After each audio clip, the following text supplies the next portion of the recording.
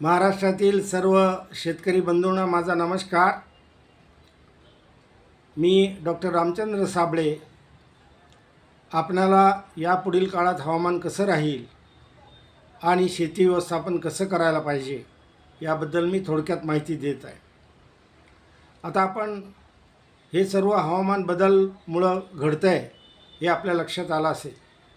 13 मेपासून जो पाऊस महाराष्ट्रामध्ये सुरू आहे तो दररोजच चालू आहे आणि यापुढं पावसाचं प्रमाण काही प्रमाणात का होईना वाढणार आहे अशी सद्यस्थिती हवामानाची आहे।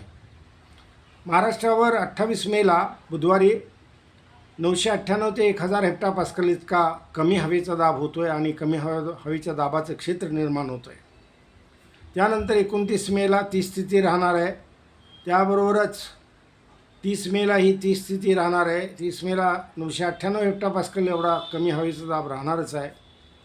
31 मेला 1000 हेक्टोपास्कल इतका कमी हवेचा दाब राहणार आहे। त्यामुळं 28 मे ते 31 मे या सर्व कालावधीत पावसाचं प्रमाण वाढणं शक्य आहे आणि त्यामुळं पाऊस उघडण्याची जी क्रिया आहे ती 1 जूनला 1002 हेक्टोपास्कल हवेचा दाब वाढेल तेव्हा पावसाचं प्रमाण कमी होईल।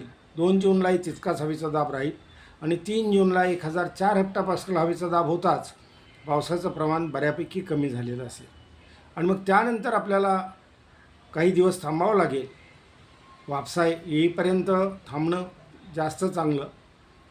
दांड वापशामध्येच आपण जमिनीची मशागत आणि पेरणी ही दांड वापशामध्ये थोडं करणं गरजेचं राहील जूनच्या पहिल्या आठवड्यामध्ये आणि तो योग्य वेळ असेल पेरणीच्या दृष्टीनं। त्यामुळे चिंता करू नका।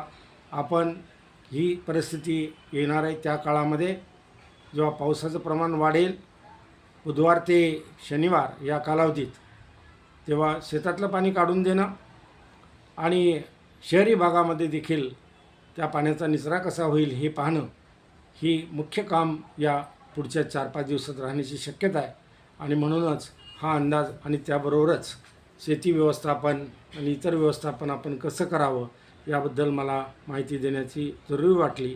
त्यानुसार ही माहिती देत आहे। धन्यवाद।